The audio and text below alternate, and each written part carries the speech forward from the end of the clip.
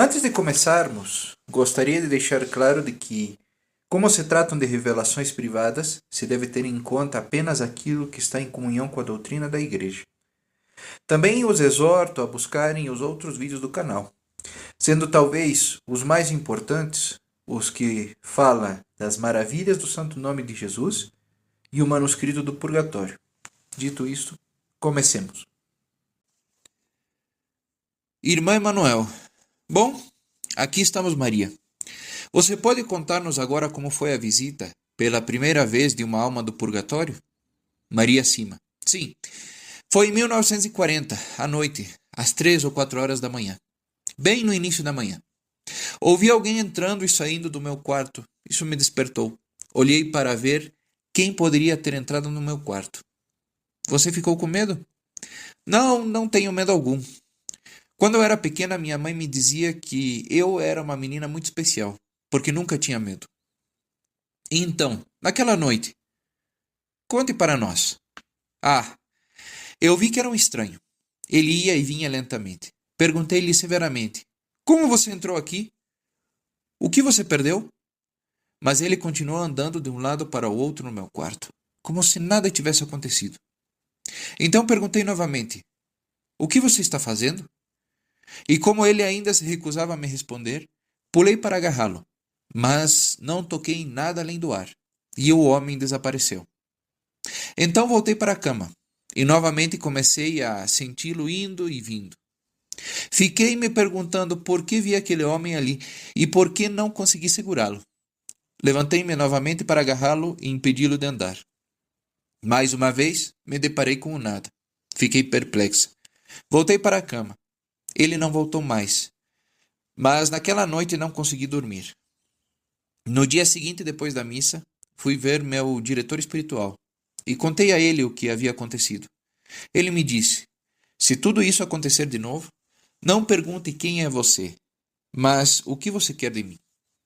Na noite seguinte, o homem retornou. Era o mesmo.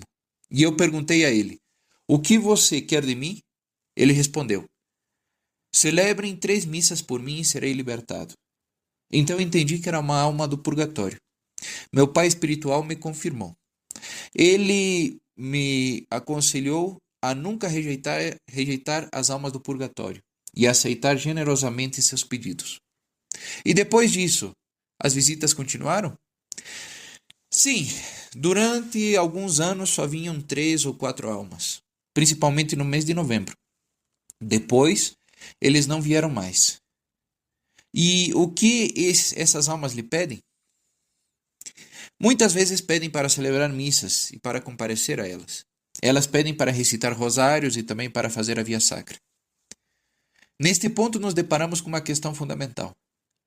O que exatamente é o purgatório? Eu diria que é uma invenção brilhante da parte de Deus. E aqui eu gostaria de oferecer a vocês uma imagem que é toda minha. Suponha que um dia uma porta se abra e apareça um ser extraordinariamente belo, de uma beleza nunca vista na terra. Aqui você fica fascinada, perturbada por esse ser de luz e beleza, ainda mais porque ele demonstra estar perdidamente apaixonado por você, algo que você jamais imaginaria. Elas percebem que ele também tem um grande desejo de atraí-las para si, de abraçá-las. E o fogo do amor que já arde em seus corações certamente as empurra a correr para seus braços. Mas você percebe, naquele exato momento, que não toma banho há meses, que cheira mal e que se sente horrivelmente feio. Elas têm narizes correndo, cabelos oleosos e pegajosos, manchas horríveis de sujeira nas roupas, etc, etc. Então elas dizem para si mesmas: Não, não é possível que eu apareça neste estado. Preciso primeiro me lavar, tomar um banho e depois voltar rapidamente para vê-lo. Mas eis que o amor que nasce em seus corações é tão intenso, tão forte, tão ardente, que essa demora por causa do banho é absolutamente insuportável. E a própria dor da ausência, mesmo que dure apenas alguns minutos, causa uma queimação excruciante no coração. E certamente esse ardor é proporcional à intensidade da revelação do amor. é uma chama de amor. Bem, o purgatório é exatamente isso. É um atraso imposto pela nossa impureza. Um atraso diante dos abraços de Deus. Uma chama de amor que nos faz sofrer terrivelmente. Uma espera, ou se preferir, uma nostalgia pelo amor. É justamente essa chama, essa nostalgia ardente que nos purifica de tudo o que ainda é impuro em nós. Eu ousaria dizer que o purgatório é um lugar de desejo, do desejo louco por um Deus que já foi reconhecido e visto, mas ao qual a alma ainda não se uniu. As almas do purgatório falam frequentemente com Maria deste grande desejo, desta sede que tem de Deus, e de como este desejo é profundamente doloroso para elas. É sem dúvida uma verdadeira agonia. Na prática, o purgatório é uma grande crise, uma crise que surge da falta de Deus. Sobre isso, queria que Maria nos esclarecesse um ponto fundamental. Maria, as almas do purgatório experimentam alegria e esperança em meio ao sofrimento? Sim. Nenhuma alma desejaria retornar do purgatório à terra, porque já possui um conhecimento de Deus infinitamente superior ao nosso, e jamais poderia decidir voltar às trevas deste mundo. Eis, pois, a grande diferença entre os sofrimentos do purgatório e os da terra. No purgatório, embora a dor da alma seja terrível, a certeza de viver com Deus é tão forte e indestrutível que a alegria desta certeza supera até a dor. E por nada no mundo essas almas desejariam retornar para viver na terra onde, no final, nada é certo. Maria, você poderia nos dizer agora se é Deus que envia uma alma para o purgatório ou se, ao contrário, é a própria alma quem decide ir para lá? É a própria alma que quer ir ao purgatório para se purificar, antes de entrar no paraíso. Mas aqui é necessário dizer também que a alma, quando está no purgatório, adere perfeitamente à vontade de Deus. Por exemplo, agrada-lhe o bem e deseja o nosso bem. Experimenta tanto amor por Deus e também por aqueles de nós que ainda estamos na terra. Essas almas estão perfeitamente unidas ao Espírito de Deus, ou se preferir, à luz de Deus. Maria, no momento da morte, você vê Deus em plena luz ou de forma ainda que seja confusa? De uma forma ainda confusa. No entanto, há tanta clareza que certamente é suficiente para deixar alguém nostálgico. É verdade, é uma luz brilhante em relação à escuridão da terra, mas ainda não é nada comparado à luz que a alma conhecerá no céu. De resto, neste sentido, podemos comparar com as experiências mencionadas no livro Vida Além da Vida. Muitas daquelas pessoas que, de um estado de pré-morte por coma, parada cardíaca, etc., vislumbram algo do além. Ficaram tão fascinadas por aquela luz que foi uma verdadeira agonia para elas retornar à existência comum da Terra depois daquela experiência. Maria, você pode nos dizer qual é o papel da Virgem em relação às almas do purgatório? Sim, ela vem frequentemente para confortá-los e dizer-lhes que fizeram coisas muito boas. E isso os encoraja. Há dias especiais em que ela os liberta? Sim, especialmente no dia de Natal, dia de Todos os Santos, Sexta-feira Santa. Ela também os liberta no dia da sua Assunção e no dia da Ascensão de Jesus. Mas, Maria, por que você vai para o purgatório? Quais são os pecados que frequentemente levam as almas ao purgatório? São pecados contra a caridade, contra o amor ao próximo, dureza de coração, hostilidade e calúnia. Sim, todas essas coisas. Sei que a maldição e a calúnia estão entre os pecados mais graves, que exigem uma mais longa purificação. Maria, a esse respeito, nos oferece um exemplo que a impactou muito, e é um testemunho que quero compartilhar com vocês. É sobre um homem e uma mulher. Foi-lhe pedido que descobrisse se estavam no purgatório. Para grande espanto dos que lhe perguntaram, a mulher já estava no paraíso e o homem no purgatório. Mas, na realidade, a mulher havia morrido após um aborto. enquanto o homem frequentava a igreja e aparentemente levava uma vida bastante digna e piedosa. Então Maria verifica novamente, pensando que pode ter cometido um erro. Mas não, foi assim mesmo. Na realidade, ambos morreram ao mesmo tempo. Mas a mulher tinha se arrependido sinceramente do que tinha feito e tinha sido muito humilde. Porém, o homem, embora religioso, julgava tudo e todos. Sempre reclamava, falava mal das pessoas e criticava. É por isso que seu purgatório foi tão longo. E Maria concluiu: nunca se deve julgar pelas aparências.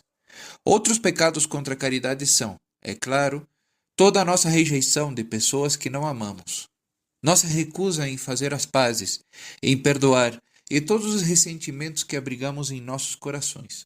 A esse respeito, Maria nos revelou um testemunho que nos faz refletir. É a história de uma pessoa que ela conhecia muito bem. Essa pessoa morreu. Ela era uma mulher e estava no purgatório, sofrendo dores excruciantes. E quando aquela alma visitou Maria, ela lhe perguntou por quê. E a razão era que ela tinha uma amiga.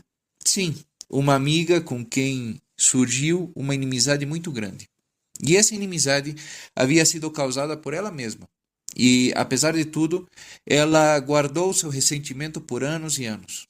E quando sua amiga, em várias ocasiões, veio pedir-lhe que fizesse as pazes, que se reconciliasse, ela a rejeitou. E quando ela adoeceu gravemente, continuou a manter seu coração fechado, a rejeitar a paz que lhe era oferecida. E mesmo em seu leito de morte, aquela amiga veio implorar para que ela fizesse as pazes. Mas, mesmo em seu leito de morte, ela se recusou a se reconciliar.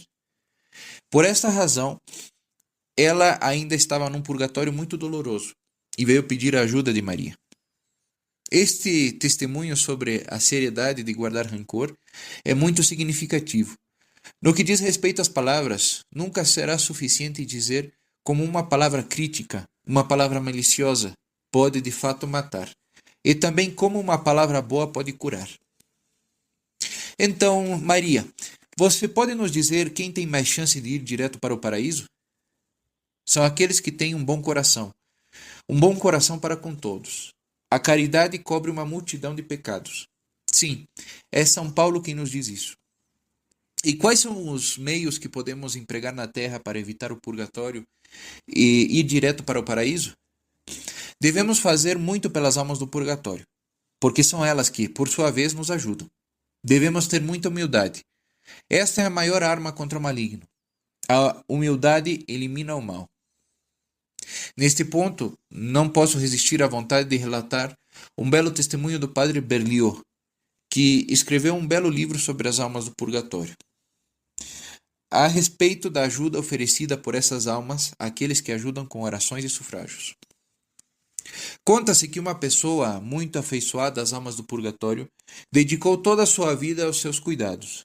Quando chegou a hora da sua morte, foi furiosamente atacada pelo demônio, que a viu prestes a escapar. Parecia que todo o abismo estava confederado contra ela e cercava com suas coortes infernais. A moribunda lutava há algum tempo com os mais dolorosos esforços, quando, de repente, viu uma multidão de personagens de desconhecidos, resplandecentes de beleza, entrarem em sua casa. Eles puseram o demônio em fuga e, aproximando-se do seu leito, dirigiram-se a ela com palavras de encorajamento e consolo inteiramente celestiais. Então, emitindo um suspiro profundo e cheio de alegria, ela gritou: "Quem és tu? Quem são aqueles que me fazem tanto bem?"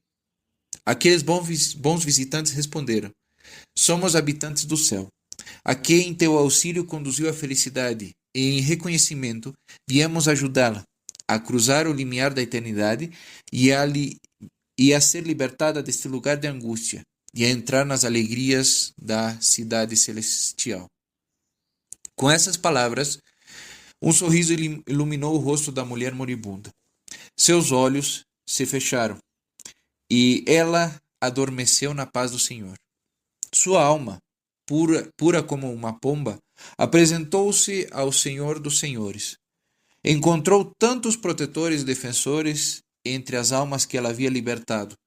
E, reconhecida como digna de glória, ela entrou lá triunfante, em meio aos aplausos e bênçãos daqueles que ela havia libertado do purgatório. Espero que um dia nós também possamos ter a mesma sorte.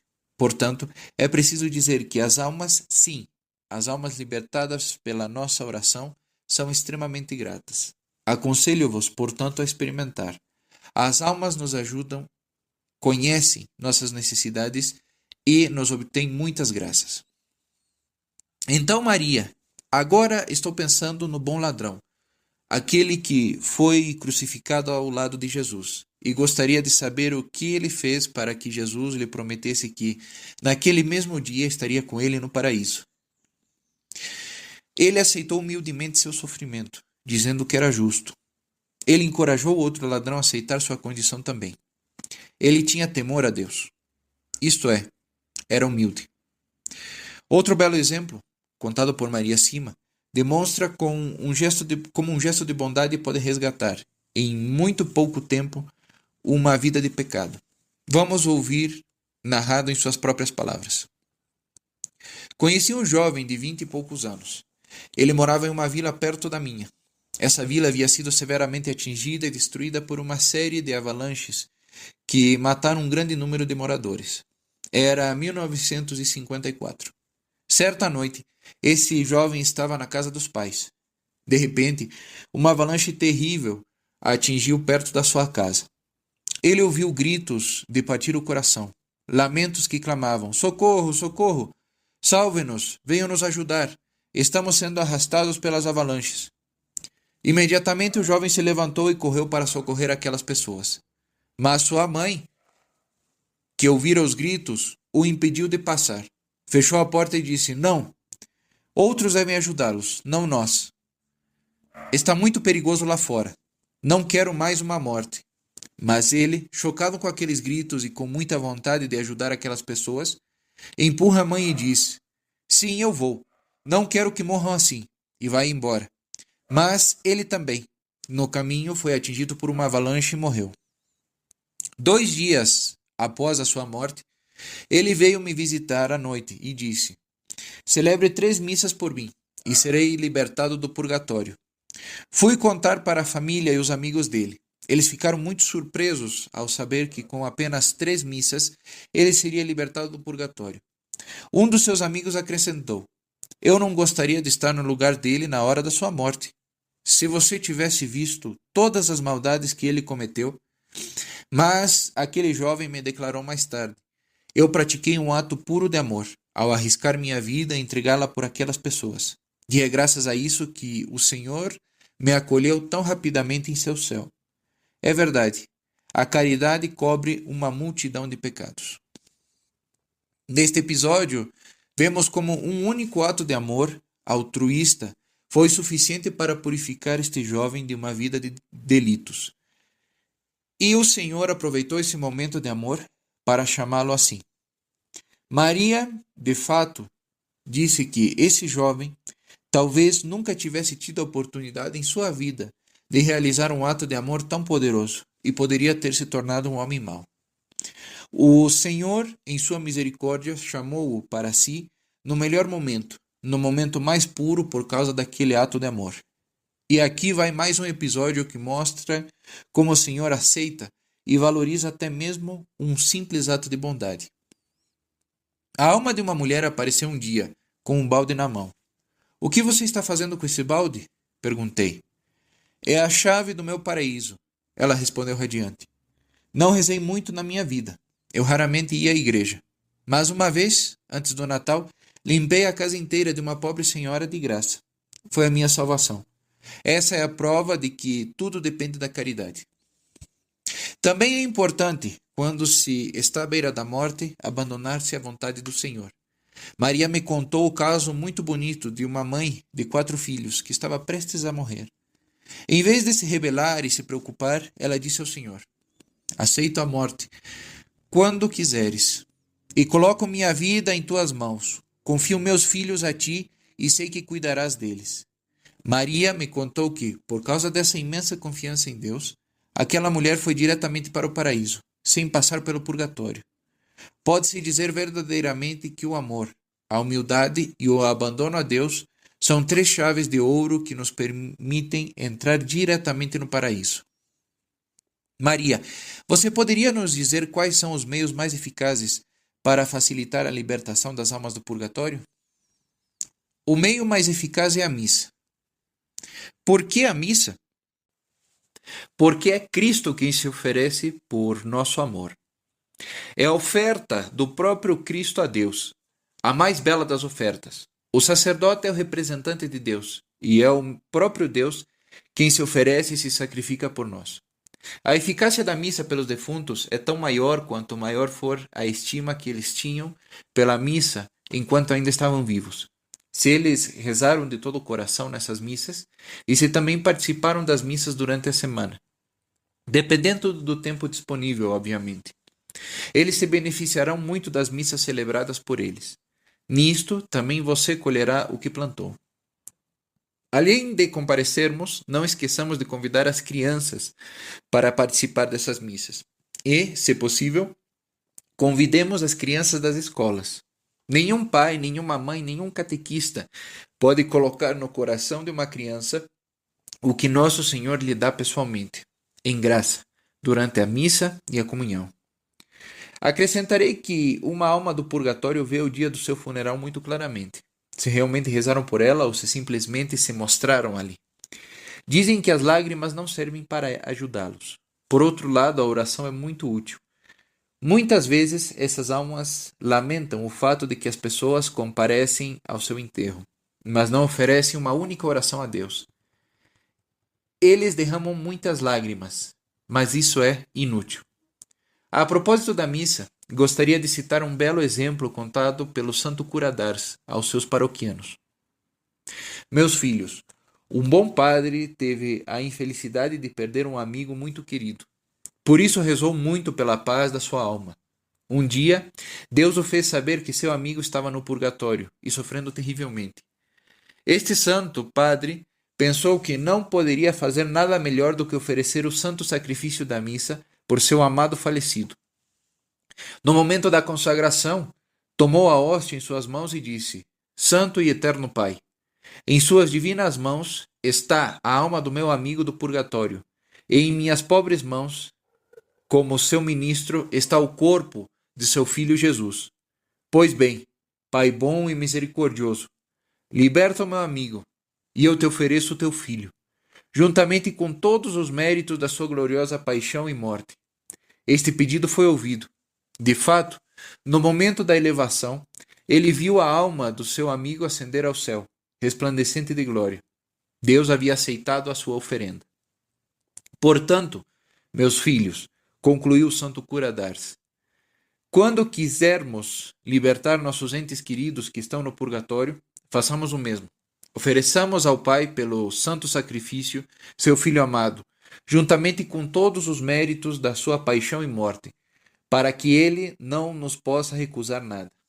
Outros meios muito eficazes para ajudar as almas do purgatório são a oferta de nossos sofrimentos, nossas mortificações e sofrimentos voluntários, como o jejum, as privações, etc. E, claro, também os sofrimentos involuntários, como a doença, o luto, o abandono. Maria, foste convidada muitas vezes a sofrer pelas almas do purgatório para libertá-las. Você pode nos contar o que vivenciou e sentiu durante esses momentos?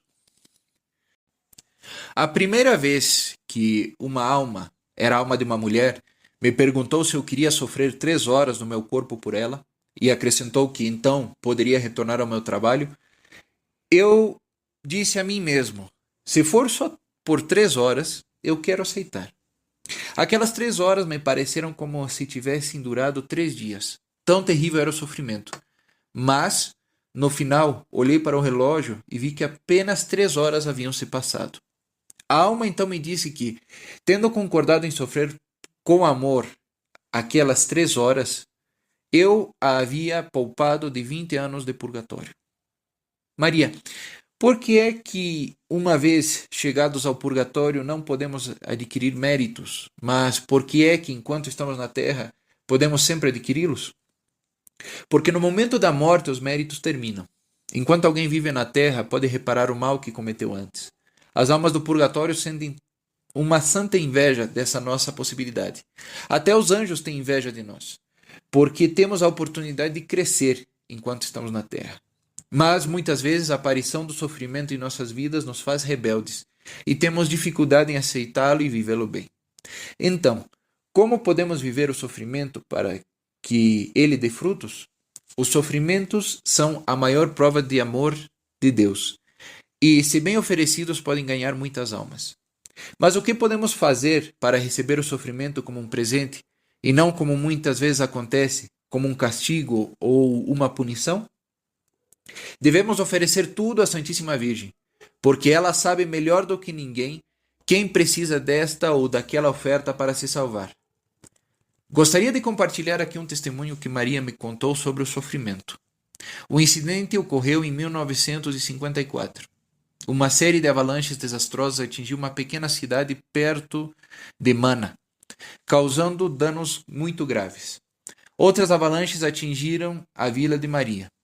Mas aqui aconteceu que as avalanches pararam em frente à aldeia de uma forma verdadeiramente milagrosa, sem causar nenhum dano. As almas contaram a Maria que, naquela pequena cidade, viveu e morreu uma mulher que, durante 30 anos, esteve doente e foi muito mal cuidada.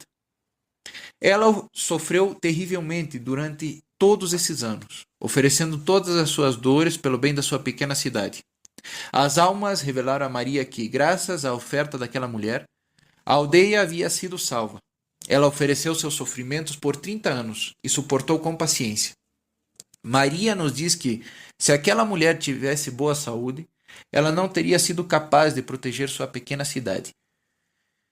Ela acrescenta que, com o sofrimento suportado pacientemente, mais almas podem ser salvas do que com orações. Nem sempre precisamos encarar o sofrimento como um castigo. Ela pode ser aceita como uma expiação, não apenas por nós mesmos, mas acima de tudo pelos outros. Jesus Cristo era inocente e foi ele quem sofreu mais do que todos para expiar nossos pecados. Somente no céu conheceremos plenamente o que obtivemos por meio do sofrimento suportado pacientemente em união com os sofrimentos de Cristo. Maria, há uma certa rebelião por parte das almas do purgatório por causa do seu sofrimento? Não. Elas querem se purificar e entendem que o sofrimento é necessário. Qual o valor da contrição e do arrependimento no momento da morte? A contrição é muito importante. Os pecados são perdoados, porém as consequências do pecado permanecem. Se alguém deseja obter indulgência plenária no momento da morte, isto é, ir direto para o céu, a alma deve estar livre de todos os laços. Maria, eu gostaria de lhe perguntar, no momento da morte, existe um momento em que a alma tem a possibilidade de se voltar para Deus antes de entrar na eternidade? Um momento, se preferir, entre a morte aparente e a morte real? Sim, o Senhor dá a cada alma um momento para se arrepender dos seus pecados e decidir se aceita ou não ir até Deus. Nesse curto espaço de tempo, sua própria vida é vista como se estivesse em um filme. Conheci um homem que acreditava nos preceitos da igreja, mas não na vida eterna. Um dia ele ficou gravemente doente e entrou em coma. Então ele se viu em uma sala com um quadro negro, no qual todas as suas ações estavam escritas, tanto as boas quanto as ruins. Então o quadro negro desapareceu, assim como as paredes daquela sala, e tudo ficou infinitamente belo. Então ele acordou do coma e decidiu mudar de vida. Este episódio é semelhante a tantos outros depoimentos do livro Vida Além da Vida. A experiência momentânea de luz sobrenatural é tal que as pessoas não conseguem mais viver como antes. Então, Maria, na hora da morte, Deus nos revela com a mesma intensidade a todas as almas? A cada alma é dado o conhecimento da sua própria vida e também do sofrimento futuro, mas isso não é o mesmo para todos. A intensidade da revelação do Senhor depende da vida de cada alma. Maria, o diabo tem poder para nos atacar no momento da nossa morte? Sim, mas o homem também tem a graça de resistir e rejeitá-lo. Porque se o homem não quiser, o diabo nada pode fazer. Maria, Que conselho você daria àqueles que gostariam de se tornar santos já nesta terra? Seja muito humilde. Você não deve se preocupar consigo mesmo. Você deve fugir do orgulho, que é a armadilha mais perigosa que o maligno prepara. Maria, você poderia nos dizer se podemos pedir ao Senhor para criar seu próprio purgatório na terra para que não tenhamos que fazê-lo depois da morte? Oh, sim. Conheci um padre e uma moça, ambos doentes no hospital. A menina disse ao padre que pediu ao Senhor para poder sofrer na terra o quanto fosse necessário para ir diretamente para o céu. E o padre respondeu que não ousava pedir isso. Ao lado deles estava uma freira que ouviu toda a conversa. Então a menina morreu primeiro, e logo depois o padre também morreu. Ele apareceu à freira dizendo: se eu tivesse tido a mesma confiança daquela moça, eu também teria ido diretamente para o paraíso. Obrigada por este lindo testemunho, Maria. Agora, Maria me pede um intervalo de 5 minutos, porque ela tem que alimentar as galinhas. Eu a vejo novamente imediatamente e continuamos com nossas perguntas. Sim, certamente é difícil descrevê-los, mas diga-me, Jesus não vai ao purgatório? Ninguém me disse isso. É a Mãe de Deus quem vai. Certa vez perguntei a uma alma do purgatório se ela mesma deveria ir encontrar as almas das quais estava pedindo notícias. Ela respondeu que não. É a Mãe da Misericórdia quem dá a notícia. Nem os santos vão para o purgatório. Em vez disso, os anjos estão lá. São Miguel, e cada alma tem seu anjo da guarda perto. Que maravilha! Os anjos estão conosco. Mas o que os anjos fazem no purgatório? Eles aliviam e confortam as almas. E as almas os podem ver. Ah, que lindo, Maria! Se você continuar nos falando sobre os anjos, quase me fará querer ir para o purgatório. Outra pergunta. Você sabia que muitas pessoas hoje acreditam em reencarnação? O que as almas dizem sobre o assunto? As almas dizem que Deus nos dá apenas uma vida. O que acontece com as pessoas que cometem suicídio? Você já foi visitada por uma dessas almas?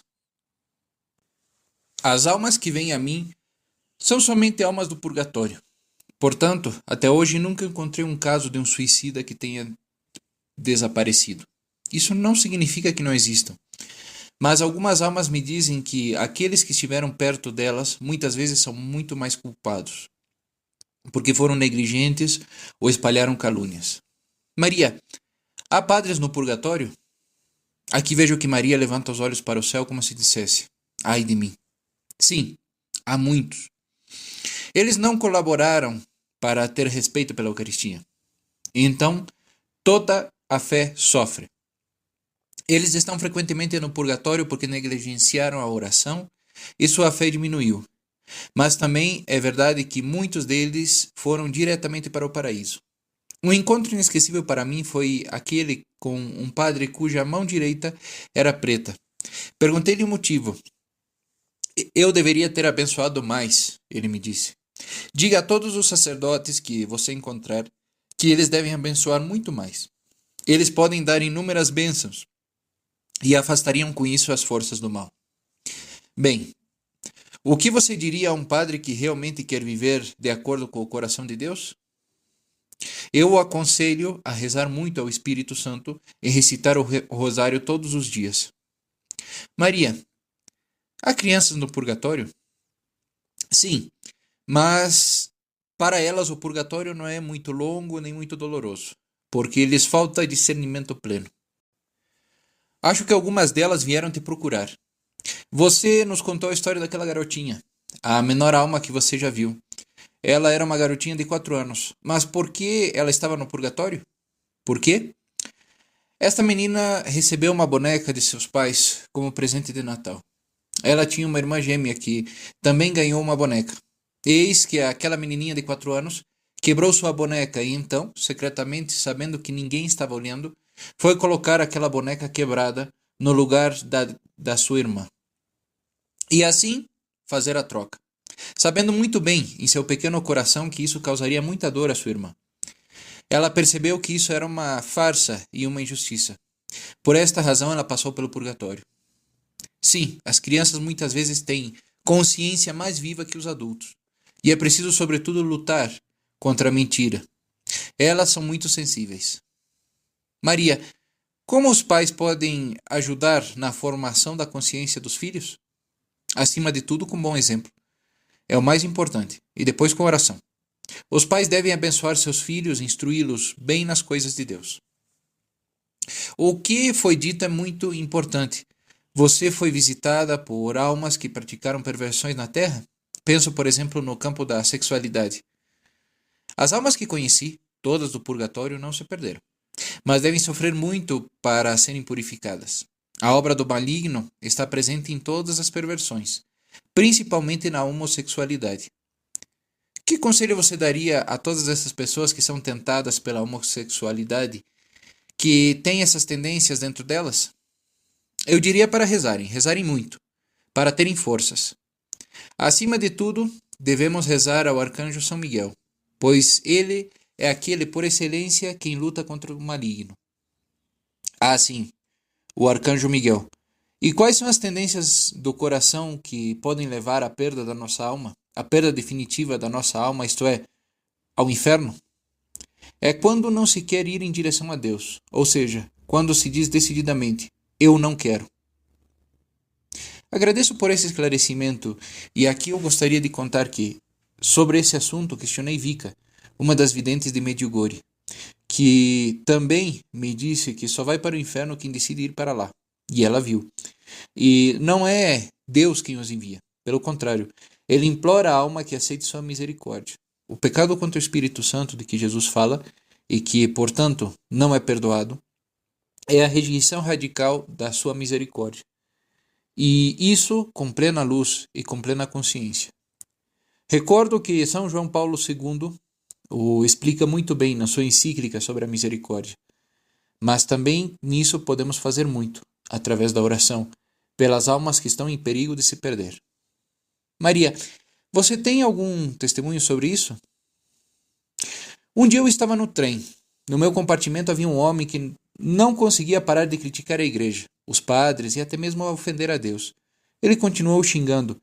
E eu disse a ele, você não tem o direito de dizer tudo isso. Você não está certo.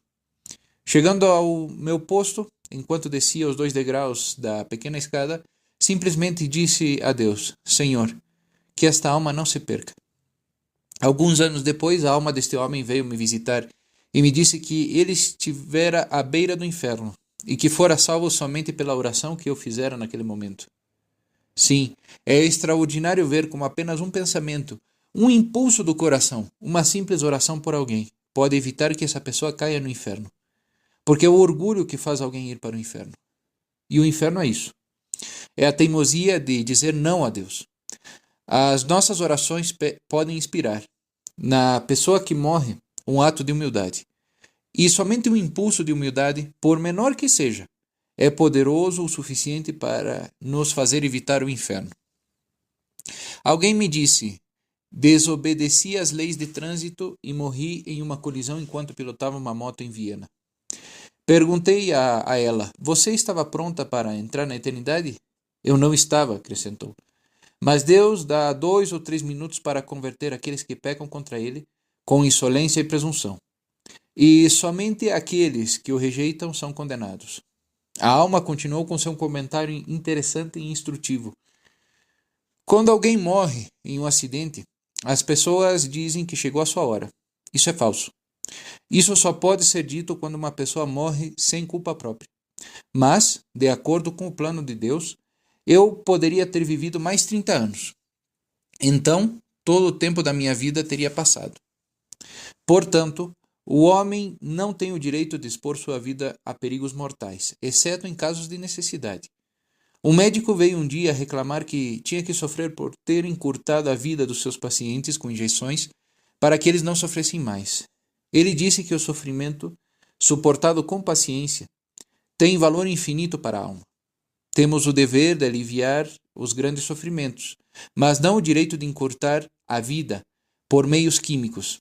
Em outra ocasião, uma mulher veio. Ela confessou, devo sofrer 30 anos de purgatório porque não deixei minha filha ir para o convento. Maria, você não acha incrível que alguém possa chegar ao ponto de dizer não a Deus no momento da morte, quando o vê? Bem, por exemplo, o homem me disse que não queria ir para o céu. E sabe por quê? Porque, segundo ele, Deus permite a injustiça e os atos injustos. Eu disse a ele que isso é feito pelos homens, não por Deus. Ele me respondeu: Espero nunca encontrar a Deus depois da morte, porque então quebrarei sua cabeça com um machado. Ele tinha um profundo ódio por Deus. Mas Deus deixa o homem ao seu livre-arbítrio. Ele poderia impedir essa vontade, mas não. Ele quer deixar a cada pessoa a sua livre escolha. Deus concede a cada um, durante a vida terrena e na hora da morte, muitas graças para se converter, mesmo depois de uma vida passada nas trevas. Mas se pedirmos perdão, sem cálculos, certamente seremos salvos. Jesus disse que é difícil para um rico entrar no reino dos céus. Você já viu pessoalmente casos desse tipo? Sim. Se fizeram boas obras, mas obras de caridade, se viverem o amor, então poderão chegar a ser como os pobres. E agora, Maria, as almas do purgatório a visitam hoje em dia? Sim, 2 ou 3 vezes por semana. Gostaria de saber o que você pensa sobre as práticas do espiritismo. Por exemplo, ao chamar os espíritos dos falecidos, girar mesas, etc. Não é bom. Muitas vezes é o diabo que move as mesas. Ah, sim, é importante dizer isso. Isso precisa ser divulgado às pessoas. Pois bem, hoje em dia, infelizmente, essas práticas espiritualistas absurdas estão aumentando cada vez mais. Agora, por favor, esclareça-nos. Há diferença entre o que você vivencia com as almas dos falecidos e as práticas do espiritismo? Não é lícito chamar as almas. Eu não procuro a sua vinda. Eles vêm por si mesmos, com a permissão de Deus. No espiritismo, no entanto, os espíritos são evocados e chamados, mas é o diabo quem vem, fingindo ser a alma deste ou daquele. Às vezes aparece sob falsas aparências, sem ser chamado. Você já foi enganada pessoalmente por falsas aparições? Por exemplo, pelo diabo que finge ser uma alma do purgatório para falar com você? Sim, uma vez uma alma veio me ver e disse: Não receba a alma que virá depois de mim, porque ela lhe pedirá muito sofrimento. Isso está além do seu alcance. Você nunca conseguirá fazer o que ela lhe pede. Então fiquei perturbada. Lembrei-me do que meu pároco havia me dito, que eu deveria acolher cada alma com generosidade. E eu estava, aliás, acostumada à obediência. De repente, pensei comigo mesmo: não poderia ser o diabo que está aqui diante de mim, e não uma alma do purgatório? Não poderia ser o diabo que se camuflou? Então eu disse àquele homem: Se você é o diabo, saia daqui. Imediatamente deu um grito alto e saiu correndo. E de fato, a alma que veio depois dele era uma alma que precisava muito da minha ajuda. E era realmente importante que ele viesse me ver e que eu o ouvisse. Quando o diabo aparece, a água benta sempre o faz fugir? Isso o incomoda muito, e ele frequentemente foge. Hoje em dia, Maria, você é muito conhecida, especialmente na Alemanha, na Áustria e até mesmo em toda a Europa, graças também às suas palestras e ao seu livro. Mas no começo você vivia completamente escondida. Como é que, da noite para o dia, as pessoas reconheceram que sua experiência sobrenatural foi autêntica? Ou foi quando as almas começaram a me pedir para implorar às suas famílias que devolvessem um bem adquirido de forma ilícita? A esse respeito, Maria me contou vários testemunhos. Seria muito longo referir-me a eles, mas muitas vezes várias almas vieram vê-la para lhe dizer: vá até minha família em tal cidade, e ela não conhecia essa tal cidade, para dizer a meu pai, a meu filho, a meu irmão que devolvam tal propriedade, tal quantia de dinheiro, tal objeto que, em tal lugar, em tal e tal lugar, adquiri de forma ruim. E assim serei libertada do purgatório quando esse bem for devolvido. Então, Maria contava como todos os detalhes daquele campo, aquela quantia de dinheiro, aquele objeto, aquele vestido e assim por diante. E as pessoas ficavam surpresas ao ver que ela sabia de todos aqueles detalhes, porque às vezes As próprias famílias não tinham conhecimento de que aquela propriedade tinha sido adquirida ilicitamente por seus parentes. Foi por tais feitos que Maria começou a se tornar muito conhecida. Maria, há um reconhecimento oficial da Igreja quanto ao carisma que você exerce em relação às almas do purgatório e também em relação àquelas que são alcançadas através do seu apostolado? Meu bispo me disse que, até que não hajam erros teológicos, devo continuar. Meu pároco, que é ao mesmo tempo meu guia espiritual, também confirma essas coisas. Quero lhe fazer uma pergunta, que pode parecer um pouco indiscreta. Você fez tanto pelas almas do purgatório, que, sem dúvida, quando chegar a sua vez de morrer, milhares de almas a acompanharão ao céu. Imagino que você certamente passará pelo purgatório, não é? Oh, não creio que irei para o céu sem o purgatório, porque tive mais luz, mais conhecimento, e, portanto, minhas faltas são muito mais graves. Mas também espero que as almas me ajudem a ascender ao céu. Sim, de fato. E você, Maria, está feliz por esse carisma? Ou todos esses pedidos contínuos de alma são algo pesado e cansativo para você?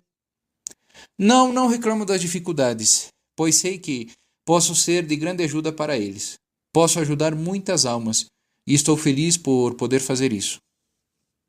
Maria, agradeço-lhe também em nome dos leitores por estes belos testemunhos. Mas deixe-me fazer uma última pergunta, para que possamos conhecê-la melhor. Você poderia nos contar, em poucas palavras, um pouco sobre sua vida? Quando eu era criança, eu queria entrar para um convento. Minha mãe me disse para esperar até os 20 anos. Eu não queria me casar.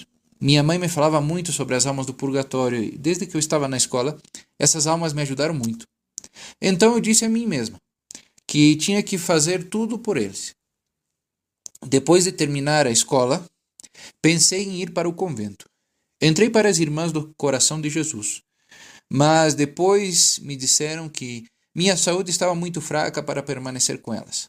Na verdade, quando eu era pequena, tive pneumonia e pleurisia. O superior confirmou que eu tinha vocação religiosa, mas me aconselhou a entrar para uma ordem mais fácil e esperar alguns anos mais. Eu, por outro lado, queria entrar imediatamente numa ordem de clausura. Depois de mais 2 tentativas, a conclusão foi a mesma. Sua saúde estava muito fraca. Então eu disse a mim mesma que entrar para o convento não era a vontade do Senhor para mim. Sofri muito, moralmente, e disse a mim mesmo: o Senhor me mostrou o que Ele quer de mim. Essa espera durou até os 25 anos, ou seja, até o momento em que Deus me confiou essa tarefa de rezar pelas almas do purgatório. Ele me fez esperar 8 anos. Na minha família éramos 8 crianças. Trabalhei em casa, no nosso rancho, desde os 15 anos. Depois fui para a Alemanha, como empregada doméstica, em uma família de camponeses. E depois trabalhei aqui, no rancho Sontag, desde os meus 25 anos, quando começaram as visitas das almas. Tenho sofrido muito por causa delas. Estou melhor fisicamente agora.